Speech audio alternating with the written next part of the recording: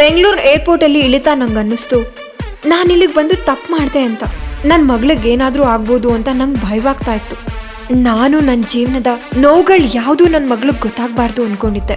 ನಾನು ನನ್ನ ಮಗಳನ್ನ ನನ್ನ ಅಸಿಸ್ಟೆಂಟ್ ಭಾವನಾ ಜೊತೆ ಹೋಟೆಲ್ ರೀಗಲ್ಗೆ ಕಳಿಸ್ಕೊಟ್ಟು ನಾನೊಬ್ಳೇ ನನ್ನ ತಂದೆ ಮನೆ ಕಡೆ ಹೊರಟೆ.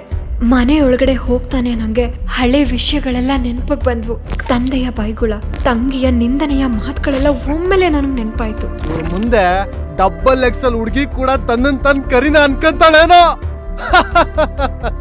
ನೋಡಿ ಎಮ್ಮೆ ಕೂಡ ನಾಚ್ಕೊಳ್ಳುತ್ತೆ. ಯಾರು ಇವಳ ಹತ್ರ ಹೋಗ್ಬೇಡಿ, ಅವಳು ಏನಾದ್ರೂ ನಿಮ್ ಮೇಲ್ ಬಿದ್ರೆ ಕಲಂಗಡಿ ಆಗ್ಬಿಡ್ತೀರಾ.